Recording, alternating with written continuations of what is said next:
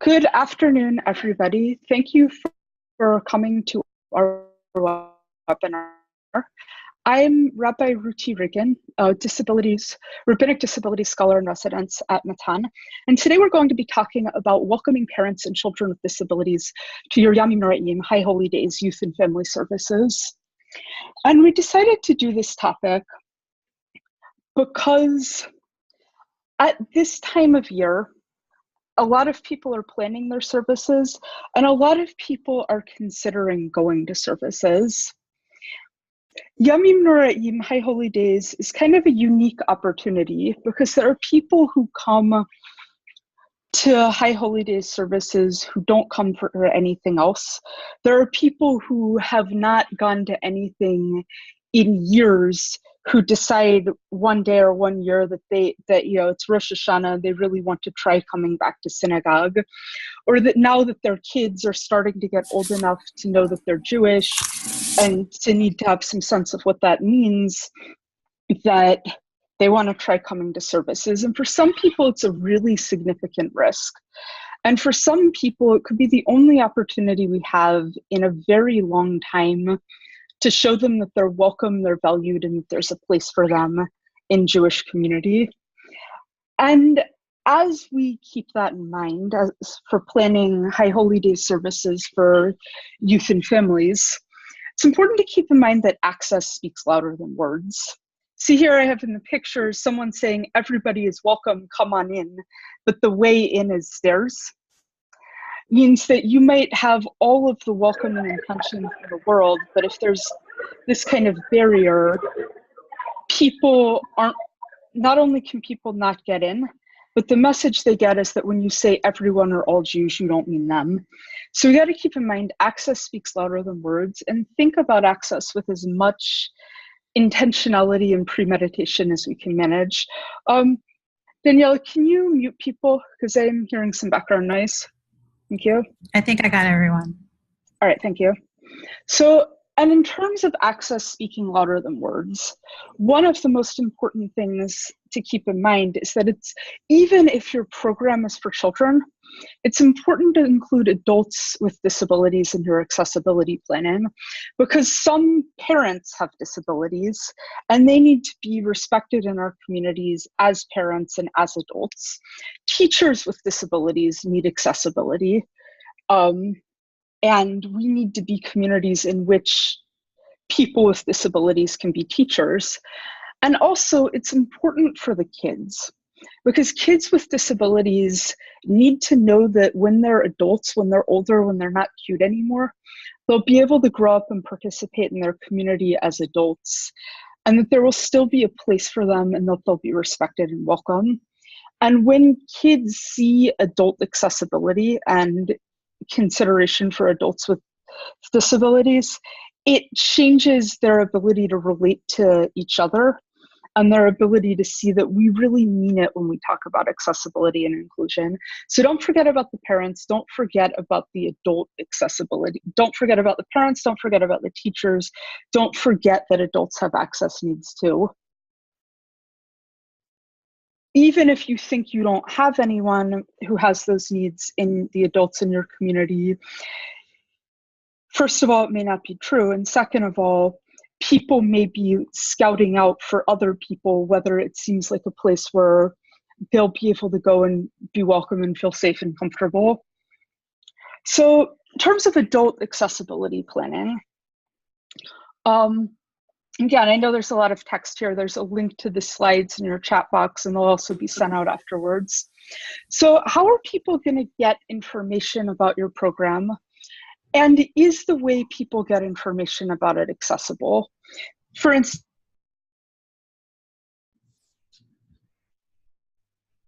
if it's a website, yeah? Okay, if it's a website, can it be used by someone who needs a screen reader? If parents have to fill out a form, is the form online in a way that a screen reader can read, or is it only a piece of paper or a screenshot? Is information that people need online or available in some other way in an accessible format? And if you use social media graphics to spread the word about your program, make sure you include image descriptions with your social media graphics so that people who can't read the graphics can find out about your program, and so that people who can read the graphics will get the message that you care about people who can't. More specifically, how are people going to get information about accessibility? Everyone is welcome doesn't tell people whether they're welcome or whether their needs will get met, because people don't know whether everyone means them or not. So does your website have accessibility information? Do your sign-up forms have a place to indicate access needs? What kind of accommodations are you offering? How do people know? If there's anything that people might need to sign up for in advance, how will they know that they're available? How to sign up for them? Who can answer questions about accessibility? And how will the person who needs that person's contact information know that they exist and get the information on how to contact them? Again, if you're promoting it, making the accessibility contact person's information explicit and prominent can really help people be able to tell you what they need and be able to know what you mean when you say accessibility and what you mean when you say welcome in. So yeah, I have in the slides various questions to ask. Some really basic stuff I've seen mentioning because I've seen it go wrong a lot. Questions like, how will people get in the door? Is there a wheelchair accessible door? If there's not, can you rent a ramp? If there's a wheelchair accessible door, is the door unlocked? Because one thing I've seen happen a lot is that at High Holy Day services, there will only be one door open for security purposes, and often the door will be the most like ornate decorative door rather than the most accessible door. So if you're in a position to influence that in your community, make sure that the door that is open is the one that people can get in. And if you can't make that happen, at minimum, get signs put up so that people who can't get in that door have a real plan for how to get into the door that they can get in. So plan. If you can't convince your synagogue to leave the accessible door unlocked, how will people who need it be able to get someone to let them in? Similarly, where's the elevator? How will people who need to use it find it? Because sometimes all of the signs tell you go up the stairs. So making sure that your directional signs take into account the needs of people who are taking a different route because they need a different door or the elevator. If there's a key or something, make sure that there's a clear way for people who need the key to get it, and that the greeters, if there are greeters, they know where the elevator is, who has the key, and how to get to and from your program using that route. Similarly, how will people find you? If people are going in a different way, are there signs between that way and the door? And it's also a really good thing to put a sign by the elevator buttons indicating which floor things are on, because sometimes when it's obvious on the stairs, it's not obvious on the elevator, and a sign can like both send a welcoming message and make life a lot easier. So where's the bathroom people can use? Again, if it's not obvious, put up signs. Gender neutral bathrooms are also a really important inclusivity thing, both from the perspective of including gender variant people, and also from the perspective that a lot of people with disabilities are men, a lot of people with disabilities are women, and a lot of people with disabilities who need help in the bathroom have a caregiver or support person who's the opposite gender. So having a gender neutral bathroom can be the difference between somebody being able to use it and not being able to use it. Similarly, are there signs that make it so that people can find their way back from the gender neutral bathroom or the accessible bathroom?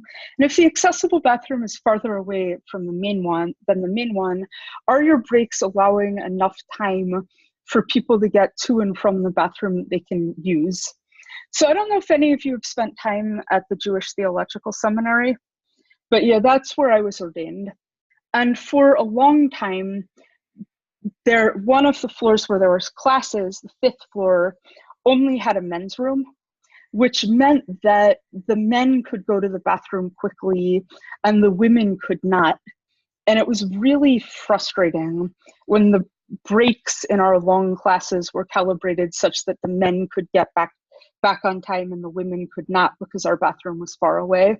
So don't do that to people with disabilities. Don't do that to people who are, genderqueer or non-binary. Make sure that the bathroom is available, clear, and that people have time to get to and from. Likewise, if you're doing a program that involves food, which most people doing stuff with kids are, what's the plan for communicating with kids, parents, and teachers about food allergies? How will people be able to eat safely? Will people be able to bring their own food if they have needs? And I pretty firmly believe the answer to that should be yes. Synagogues have different policies. If something is going to need to be checked by the rabbi or mashgiach or kosher supervisor or someone, what's the plan for making that happen and making sure people know the plan? And how will people who need to eat and drink on Yom Kippur be able to do so in a way that's both logistically possible and dignified? So are the accessibility features blocked or broken? It's not enough to have a lift. The lift has to work. It's not a ramp isn't useful if people have decided to put all the trash cans in front of the door. And an accessible bathroom isn't useful if people are using it to store all of their garbage or bulky furniture or something. So make sure that not only are the accessibility features of your building or space there, check to make sure that they work, they're not locked, they're not blocked, they're not broken. Because often they are, and often people don't realize people may have blocked them, so you should always check. Likewise, the equipment if there's equipment like a hearing loop, do you know how to use it, and do the people running programs for you know how to use it? If you're going to be using a microphone, which again, you should be because it's an important accessibility thing, do people who are running programs or who will need to be speaking to your group know how to speak into a microphone correctly such that they're always picked up? Like if you're having a meeting beforehand to go through things, one thing that'd be really good to do is to get people to practice using the microphone to make sure that they know how to use it in a way where their voice is picked up and there isn't feedback. Because the microphones are only useful when people are talking into them in a way that they're actually picked up. Likewise, do people know how to use the lift? Do you know how to make stuff large print? And do you know where things are? Tools and things are only useful if people can find them. For instance, if you have a Braille copy of your prayer books or large print copies of handouts, where are they? If you're providing fidget toys, which can be a good thing to do, where are they? How will people who need them find them? Any number of other things, whatever accessibility tools you have, be good to inventory what they are, make sure you know where they are, make sure that people running programs or serving as greeters know where all the tools are. Don't forget about the bimah, because people with disabilities aren't just audiences, we're also leaders. And whether or not the spaces people are leading from are accessible makes a big difference into how people perceive themselves as people who are welcome in the community on equal terms as people who could be leaders at some point. So if anyone's going to be on the bimah, everyone needs access to the bimah. So when you're setting up your rooms, because youth and family services are often kind of in ad hoc arranged spaces, which can be a great accessibility opportunity, just think about how are you arranging your Torah reading space and your sort of frontal sermonizing space Is that a place people can get to without climbing stairs? How would a wheelchair user get an aliyah or read Torah or address the congregation? And again, even if you think that you don't have anyone, first of all, that might not be true. And second of all, it matters, accessibility matters for everyone in the community because it sends a message about everyone. Like when I was ordained, my class insisted that the bimah we were ordained on have a ramp because being ordained in a space without a ramp struck us as disrespectful to our colleagues and congregants who are wheelchair users and don't climb stairs. So just think about that. Think about how your space is arranged and not only what it makes possible for your participants, but what messages it sends. Access speaks louder than words. Think about when people are taking risks because their access needs might not be met or they're not sure if they're welcome, start thinking about what kind of questions might people have. One question people often come in with is this going to hurt physically or psychologically? But one thing that a lot of people find painful is flickering and buzzing light bulbs. So check to make sure before the holiday comes in, check to make sure the lights aren't flickering and make sure that if they are, they get changed. Test microphone setups for feedback. Make sure you know how to use them without causing feedback because feedback hurts. Don't touch people who don't want to be touched. If people say something hurts, believe them. Don't make people sit in painful positions, touch painful textures, or otherwise do things that hurt them. Because people who are often afraid that things are going to hurt, and when they do, it's not only painful on a physical level, it's painful on a psychological trust level. People really want to be able to come into our spaces and know that we're not going to hurt them. So another thing is, am I going to be confused? Am I going to be able to follow what's going on? There's a lot of things we can do to help people understand what's going on. One thing is a clear written schedule so that people know what to expect and can kind of orient in time. You can do visual supports, a visual schedule for each thing that's going to happen in your program. We have an example that we made for Passover of the different steps in a Seder. But if you can show people what to expect in a visually transparent way, it helps a lot of people to understand what's going on. And it also helps a lot of people not to be anxious. If you're going to do activities, it can really be helpful to a lot of people to have instructions written down so they don't have to keep all of it in their head. Even if it's an activity that's really familiar to you, it might not be really familiar to all of your participants. And even if it is, having written instructions sends the message that it's okay not to know things and it's okay not to be familiar with everything, which can really help people to feel safer. Similarly, calling page numbers and waiting 7 seconds before continuing can mean that people can get to the same place and not feel confused and lost. Warning people about loud noises. Again, is this going to hurt? It's a question a lot of people have. Loud noises really scare some people. The loudest thing is usually the shofar. So knowing when the shofar is coming gives people the opportunity to use their coping strategies for loud noises. For instance, covering their ears, bracing themselves, leaving the room during the shofar, or just knowing that they might need to take a break afterwards. People have different strategies, but they tend to be much more usable if people have a warning about when the loud noise is going to be. In terms of, there are some things that in areas in which words really can matter a lot in terms of sending message. One thing where our words do matter a lot is don't assume accessibility exceptions go without saying. If there's a rule that creates accessibility problems, people with disabilities and their families will often assume that it applies to them unless you explicitly say otherwise. So for instance, if you say that it's not allowed to use the elevator on Shabbat, make it clear that people who need the elevator are allowed to use it. Another reason it's important to be explicit about this is because kids often don't understand subtext. Kids are often very literal thinkers. And the last thing you want to do is give the kids in your program the impression that people with disabilities are breaking the rules.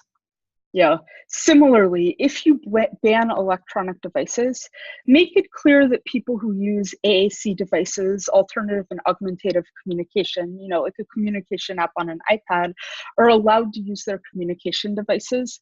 That really doesn't go without saying, especially for people whose communication software runs on an iPad. Like, people might not know they're welcome, and they might not know how others will treat them. If you don't tell people they're welcome, they will often assume that they're not.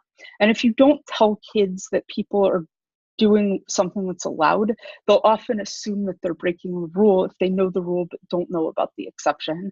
So don't assume it goes without saying, because it really often doesn't.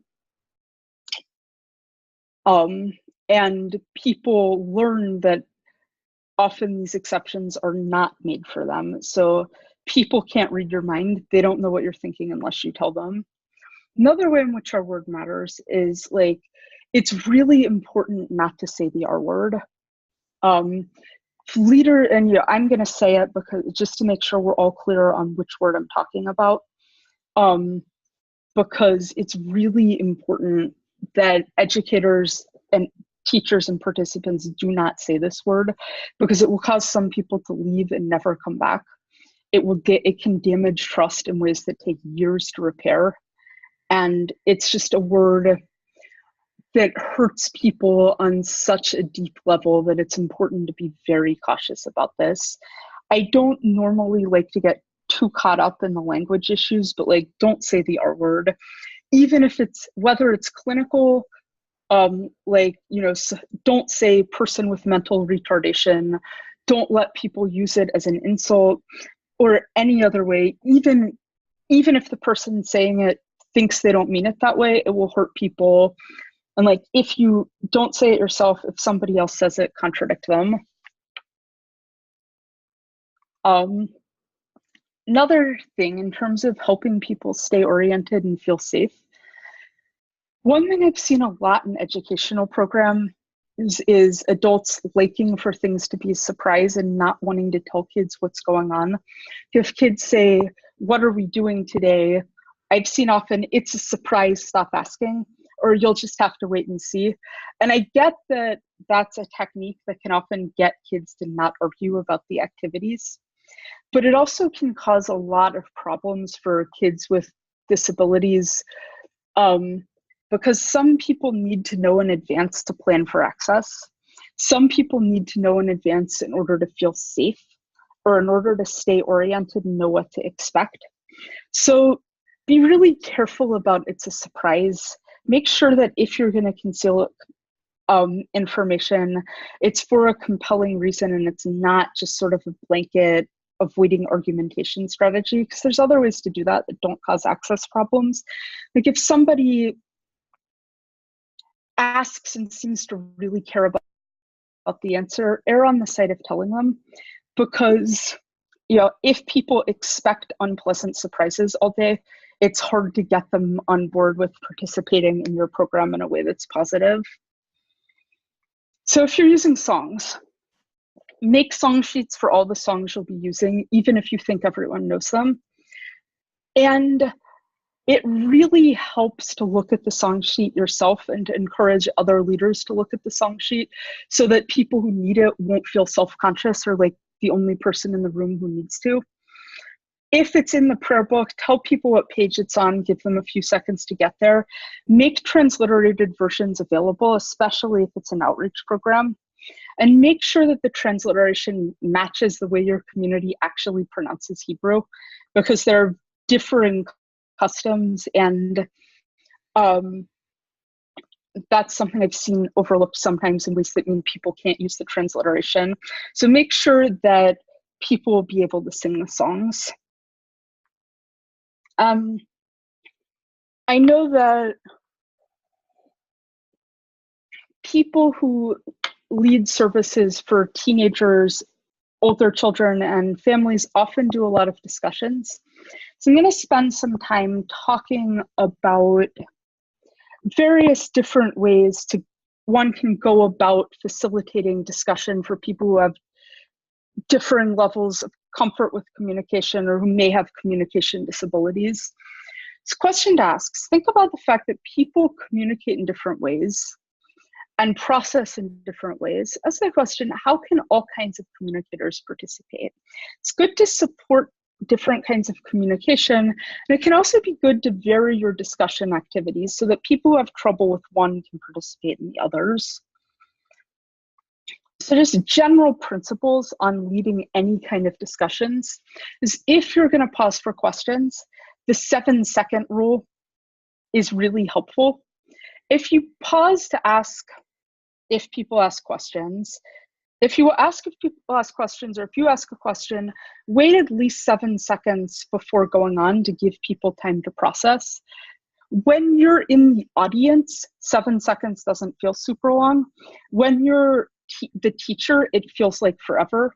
So count it out and give people time to process.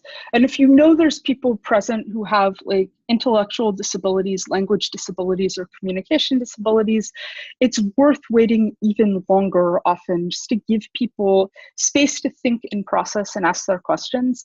Like, this alone can in and of itself dramatically increase participation and who can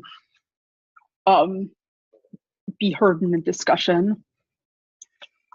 Just philosophically, it's important to help people express themselves without talking over them. Some people have trouble asking their questions or expressing opinions. They might need help figuring out how to ask clearly. Be careful about answering too soon. Like, if somebody is formulating awkwardly or taking a long time or pausing a lot, it can be really tempting to just sort of preemptively answer to get rid of the awkward pauses. But it's a lot better to give people the space to formulate their words so that they can ask their question and get an answer to what they actually want to know, rather than one that just fills the space. Similarly, be careful about speaking for kids who are having a hard time communicating. Their questions and yours may be different. So don't just like put words in their mouth, like give them scaffolding so that they can use their own words and ask and have their own voice. There are various ways to do that, and we've listed a lot of them in our Passover discussion resource. Or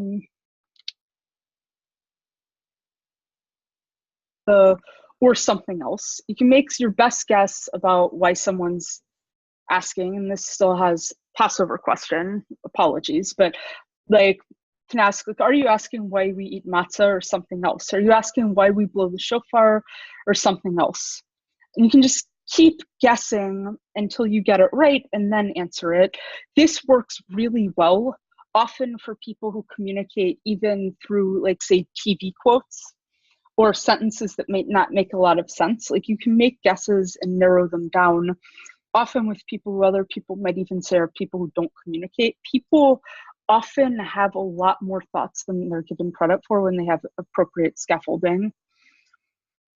Another thing you can do to sort of scaffold communication is to say things like, I'm not sure what you're asking yet, but I want to know.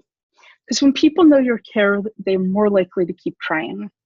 Don't assume it goes without saying. Say it. Because people can't read your mind, and it can be very encouraging if they know you care. It's worth paying explicit attention also to bias and silence. Are people with disabilities in the room getting the chance to speak? Are their questions being taken seriously? Are they getting credit for their contributions and insights? It's also worth paying attention to this from a gender and race perspective. Like, if you notice there's people of various genders in the room, pay attention to, like, are girls getting called on? Are women getting called on? Are people of color being heard in this conversation? Because there's a lot of ways that can go wrong, and if you pay attention to it in sort of an explicit, intentional way, it can often be very helpful at making sure that everybody is heard, welcomed, and treated equally. So if you notice that somebody isn't being taken seriously, be proactive about taking them seriously yourself. Someone's interrupted, you can uninterrupt them and get the conversation back on track. For instance, say, Sarah, I was wondering about that too. What do you think the answer might be?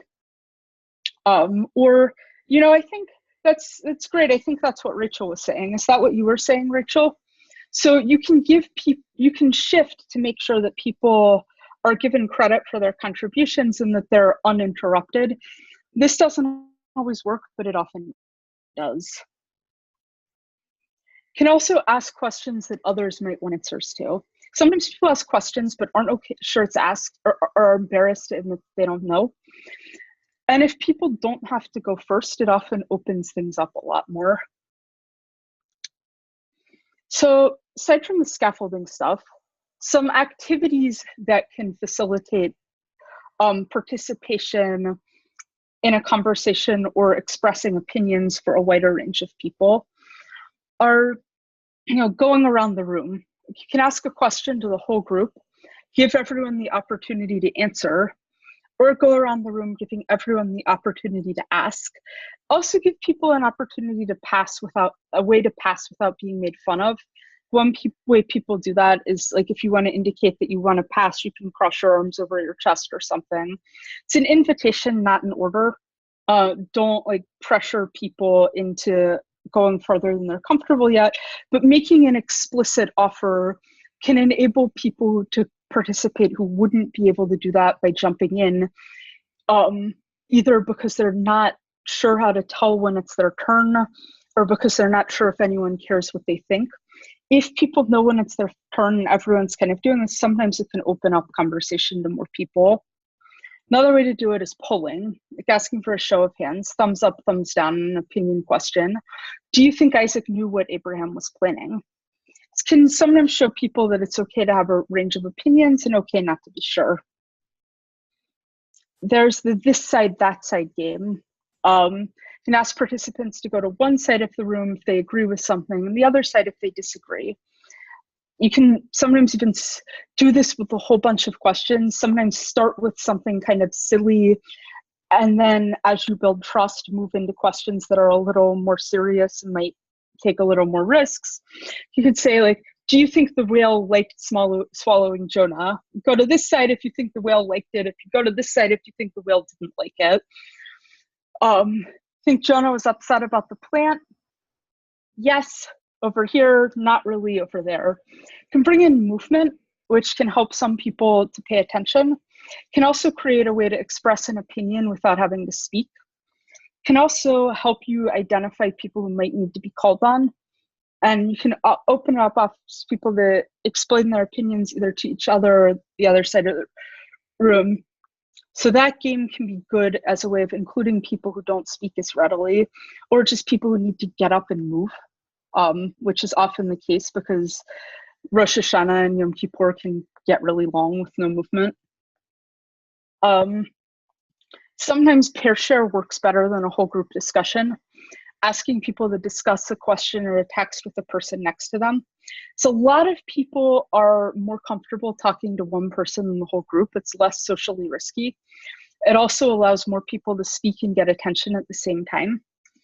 And another way it can help is it can be really helpful to kids and adults with ADHD, because waiting your turn and paying attention in a passive way can be really hard for people with attention issues.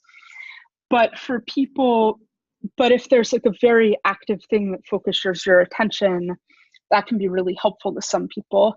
That said, for people with sensory problems, it can also be really painful or overwhelming.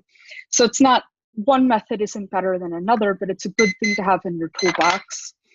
And if you know that somebody has these sort of sensory issues that might mean it, you can invite people to sit at the edge of the room or to use the whole room to make this more comfortable. And you can also come back together and ask pairs if any of them would like to share with the group, because sometimes people who aren't comfortable sharing with the whole group at first will be after they've done this kind of activity.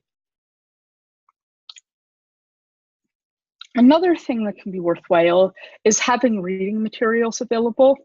because some people would rather check a book before asking questions. Some people are more comfortable looking in a book to inform things, rather get answers that way, or like just don't do well with intense social engagement all day and might need to step back a little. So having a Tanakh, a Bible available so that people can look stuff up can be helpful, especially if parents are present or if it's with older kids. Having flyers around or printouts with commentary or books or picture books or the adult version of the Machzor or the prayer book can be really helpful at creating a frame for participation for people who like aren't going to be able to do the whole day intense social kind of engagement kind of program. Just keep in mind, indirect participation is participation. It's likely not personal. It's likely just people being, being who they are and having the needs they have. And sometimes people getting distracted by stuff in the room isn't a distraction from learning. Sometimes it's just differentiated instruction and accessibility. So if you harness the power of people's distractibility and need to engage this way by providing materials for them, it can sometimes create it as a way in rather than a way out. Also, just being aware that some of the best conversations might happen in the hall. Sometimes things happen to the side. Sometimes people need to be able to wander in and out. Sometimes people aren't ready to speak up in front of the whole group or listening.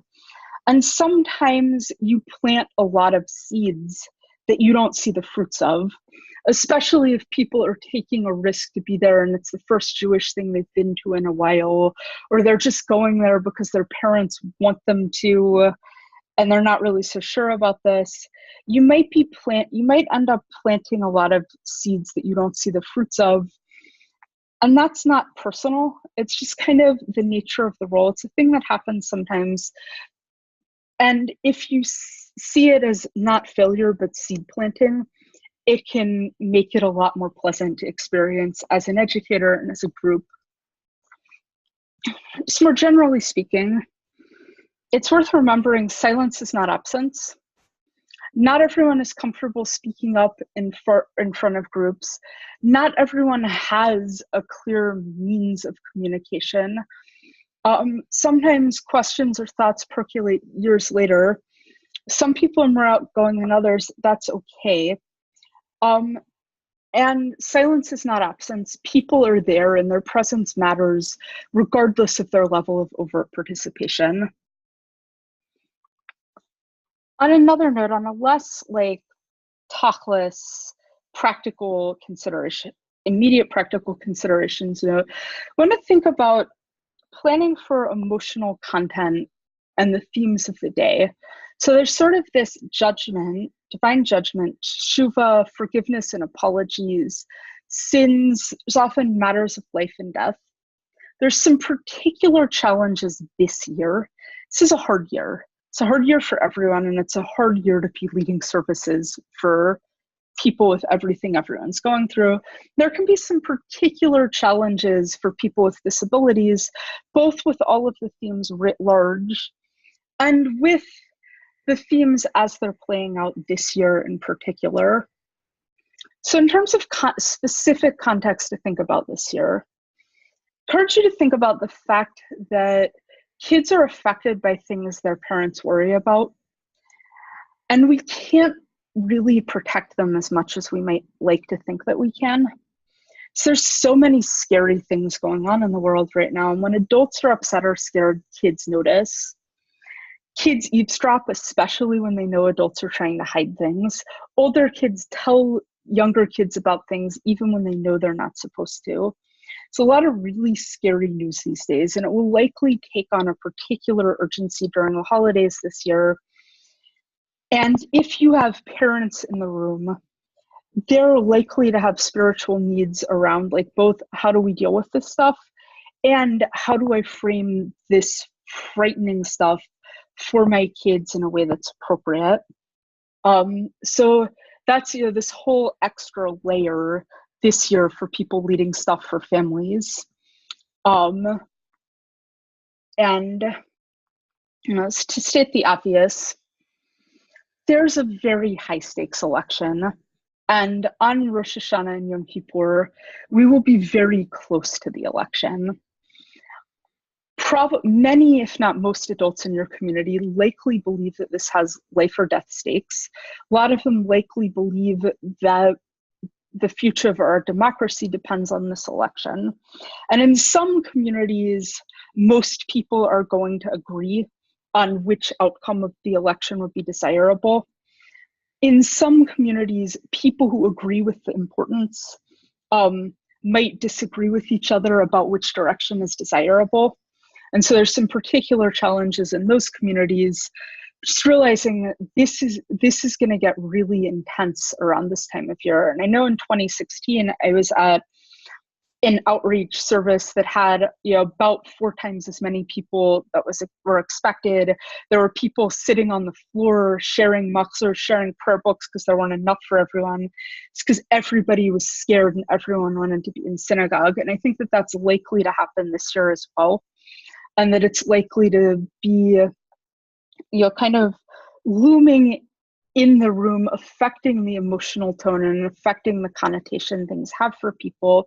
So when you're doing your lesson planning or writing a sermon or thinking about what you're going to say in the stories you tell about the readings we do on Rosh Hashanah and Yom Kippur, just think about, is this going to have that kind of emotional connotation? And if so, what do I want to do with that? How do I handle how scared people are likely to be? And again, this is going to be different in every community, but I think it's something to think about because it's likely to be a factor. Similarly, one thing people are likely thinking about, especially the women and the girls, especially teenage girls, is Me Too, and our sort of general ongoing reckoning around misogyny and sexual violence and harassment against women, especially since some news has broken in our communities around that. The conversation about forgiveness and teshuva and apologies can feel real different when people are thinking about abuse. And if there's parents in the room, they're likely thinking about, some of them are likely thinking about that, especially the women. And if you're leading services for teenagers, some of them are likely thinking about that, especially the girls. And parents might also be thinking again, like, how do I keep my kids safe? And how do I talk to my kids about this really scary thing that's happening in the world and the need and the way we're addressing it? So again, I'm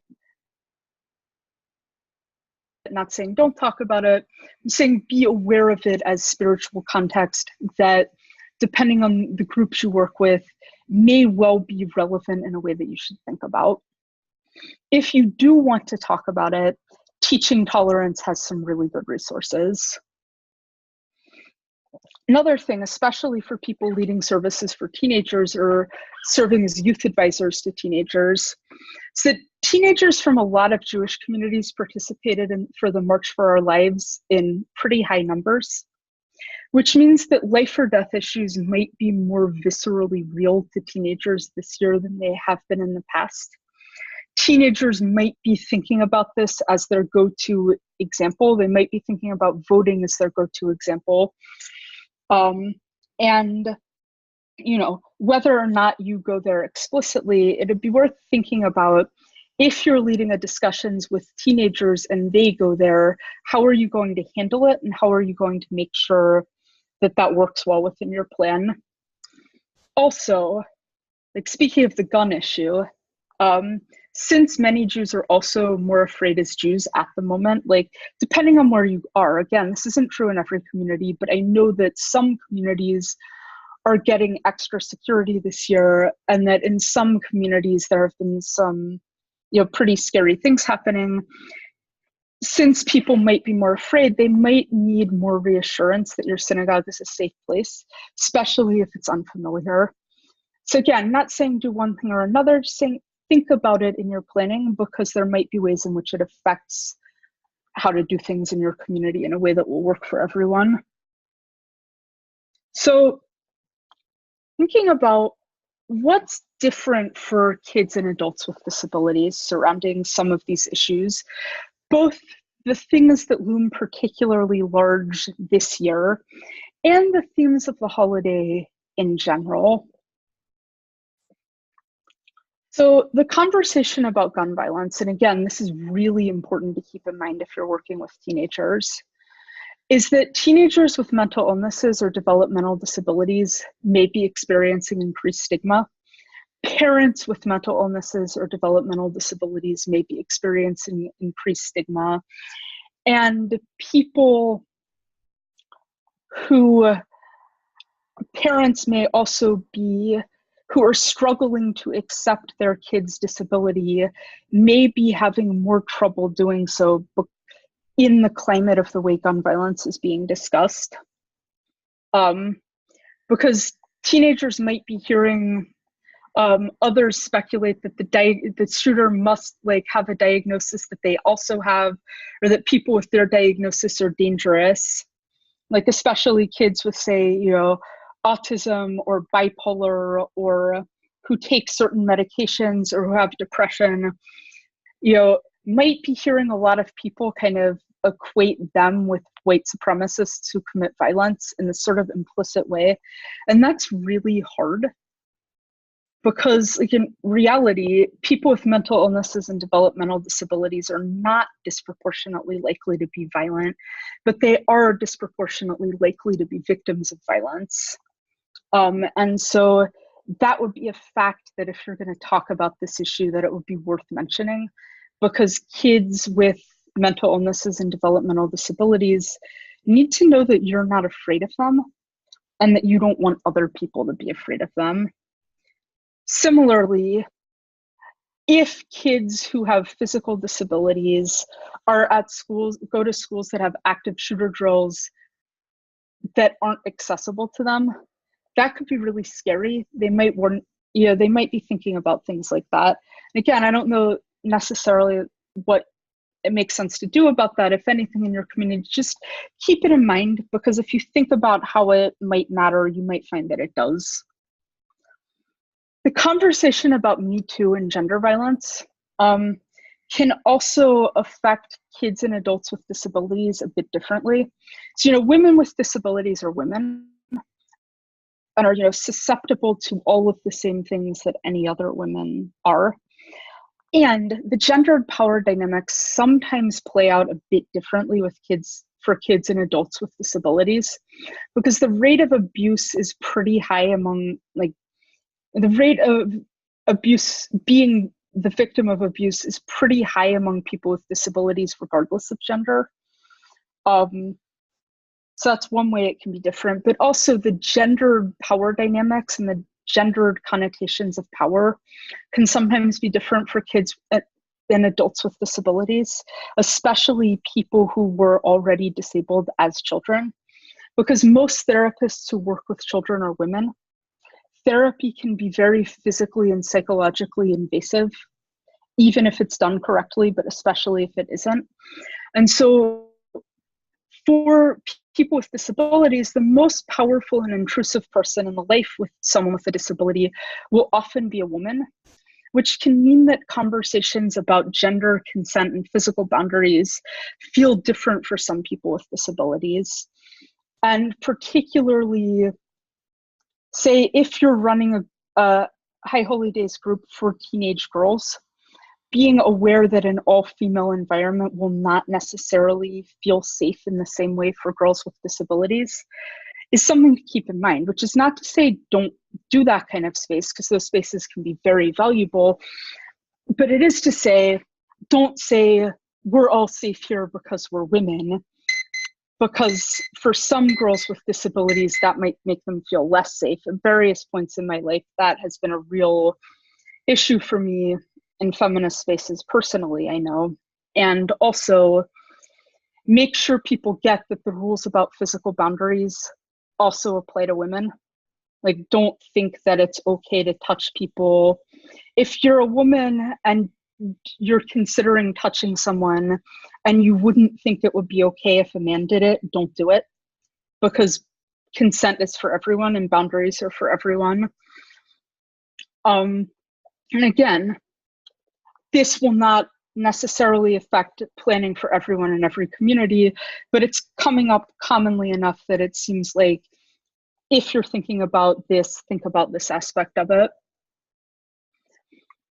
Something that's going to be true every year, and not just in the connotation of, not just in the context of the frightening political news and that kind of thing, is that kids and adults with disabilities can have a very complicated relationship to apologies and apologizing. Because kids with disabilities live with the knowledge that others find them difficult. So do adults with disabilities, for that matter. I'm mentioning kids because most of us are probably working with kids. But one of the fundamental things about being disabled is that people find us difficult. People find our basic access needs difficult. And people's subjective experience is often that when they need to plan to include us, it ruins their plans. Or when we have a need they didn't anticipate, it ruins their plans and something they, and that's really psychologically difficult to live with as a person with a disability, because we have to manage people's feelings around that. And we have to apologize to people a lot for how difficult our needs are and for how inconvenient it is to accommodate us.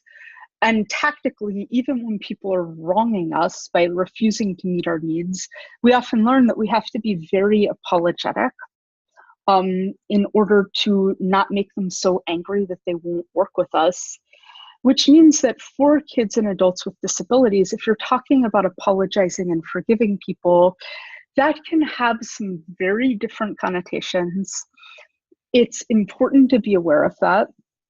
And in some contexts, it might be worth naming that explicitly, particularly if you're talking to teenagers in a context where teenagers are interested in social justice. The privilege issues around who gets an apology and who doesn't can be worth talking about.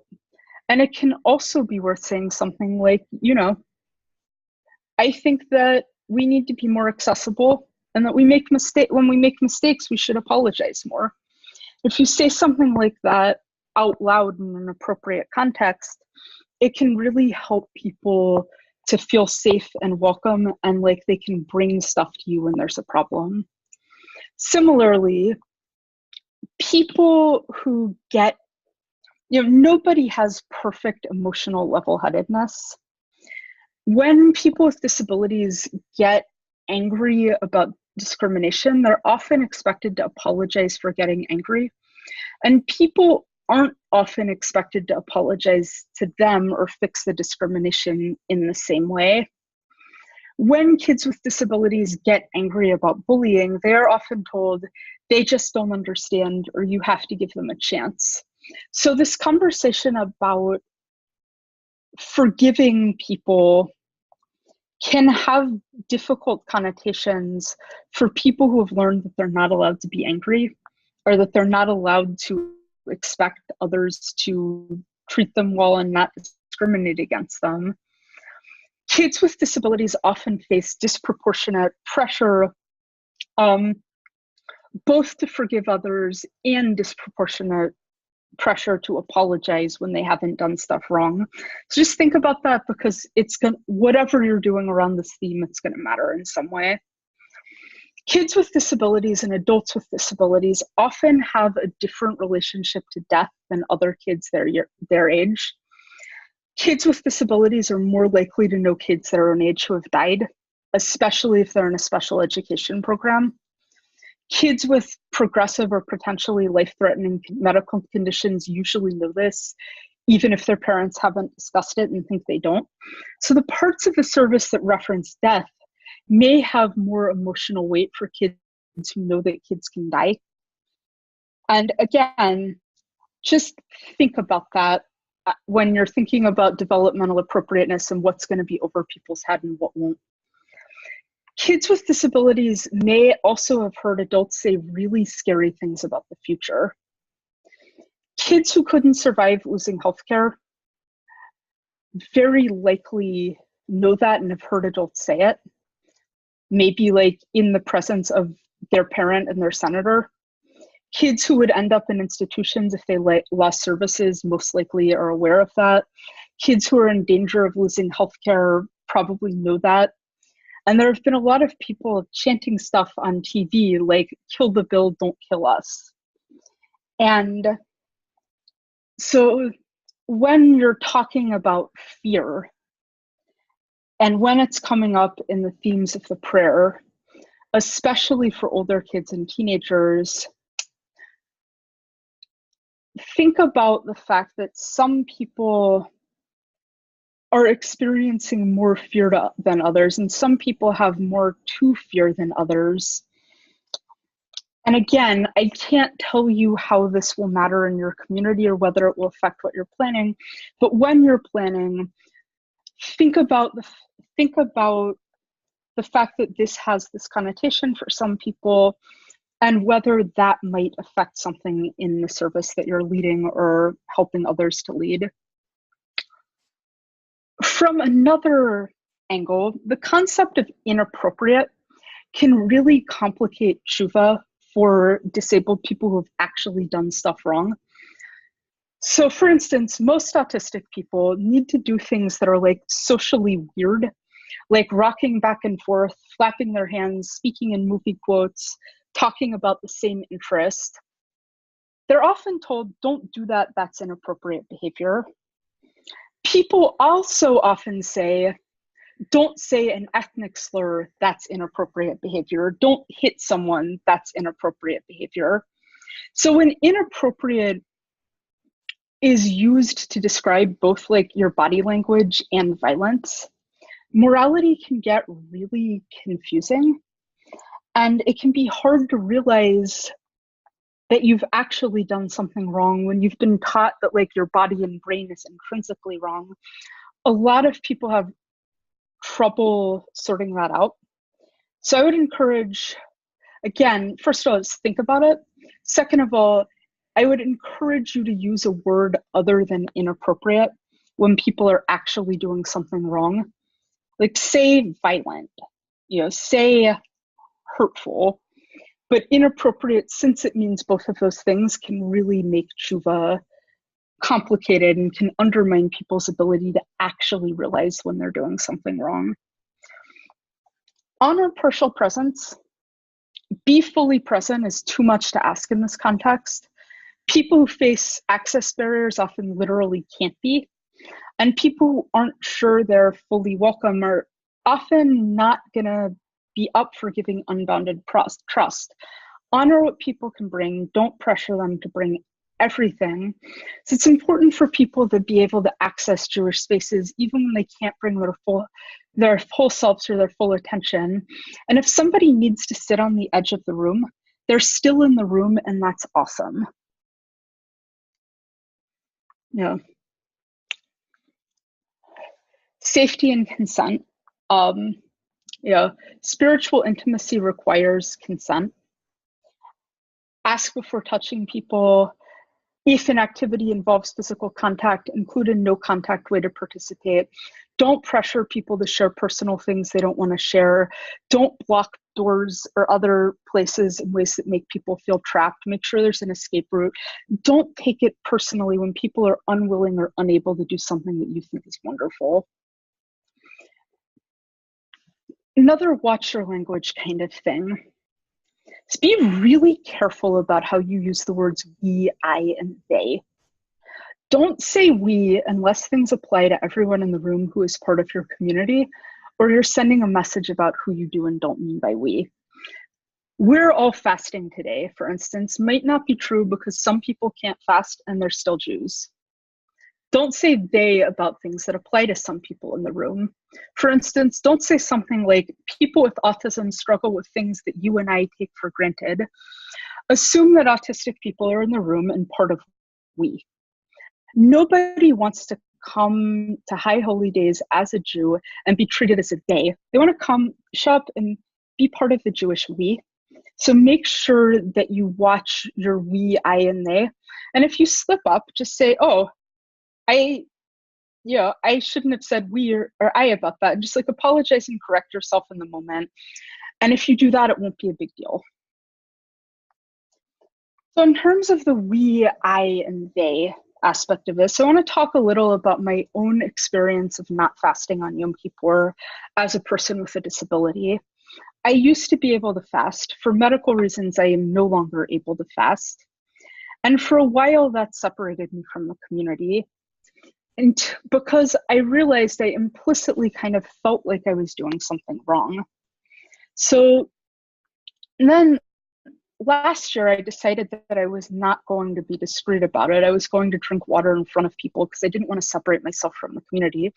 And it changed when I was going through the Al Chet, the part of the liturgy that's like a long list of sins.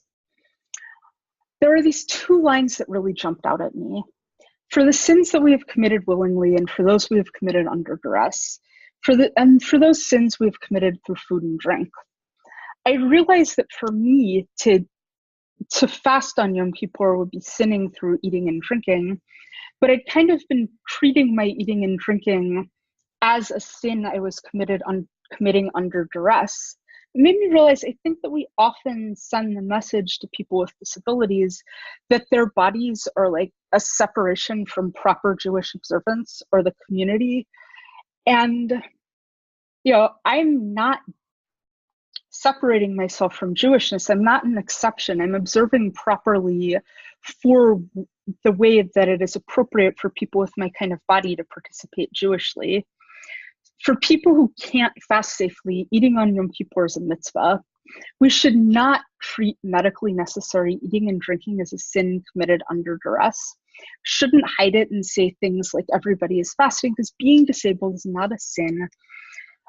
Our observance is observance. We shouldn't pressure people into invisibility, because when we pressure people to do it out of view to avoid making the fast more difficult than others, that makes this hiding has an effect on disabled experience with Yom Kippur, and it's making prayer more difficult for those who must not fast, something we're able to see as a problem and hold in our community. We shouldn't see noticing disabled people's mitzvah observance as a burden too heavy to bear. We should all be in this together. And when we watch our we, I, and they, and plan for including everyone and discuss things in a way that takes what everyone brings spiritually to the table, we can be much stronger communities. Not only can we include everyone, we can benefit from everybody. So, when I could fast, fasting made me weak, wobbly, and less cognitively capable. That opens up certain possibilities for prayer and tshuva. And I now often experience that naturally. Occurred to me that Judaism treats those experiences as spiritually significant and valuable to the extent that non-disabled people enter into them artificially on the holiest day of the year. That framing is just me speaking as myself. Not everyone sees it that way.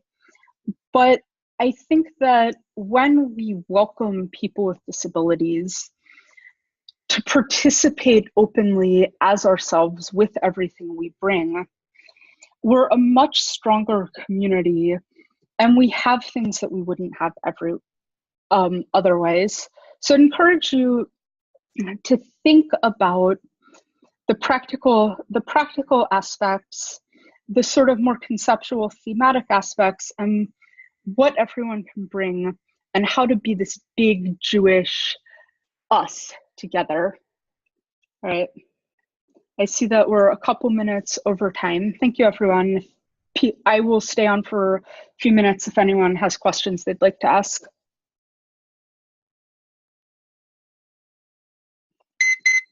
I'm gonna unshare my slides just so I can see the Zoom.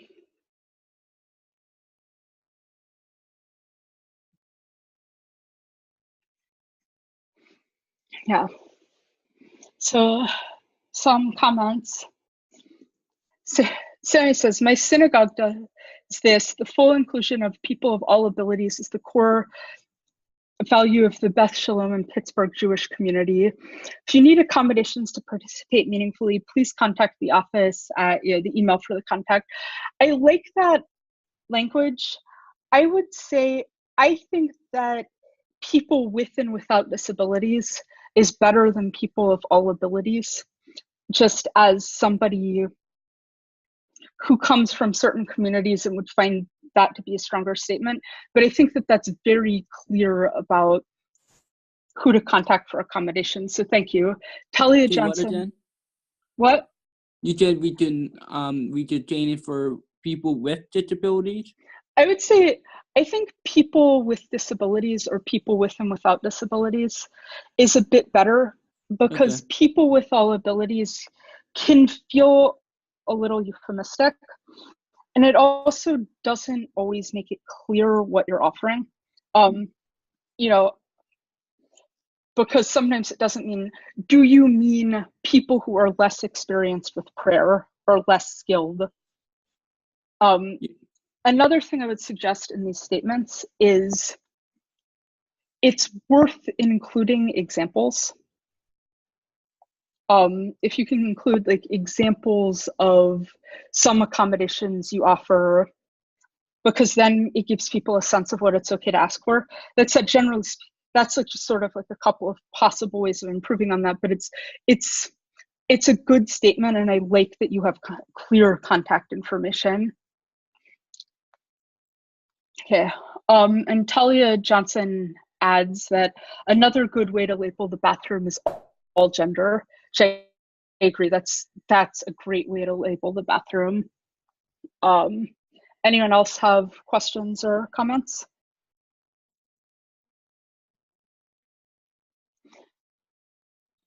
All right, thank you very much. And if anyone has further questions or comments, we can be reached on Twitter, or I can be reached at rabbi@matankids.org. Thank you, everyone.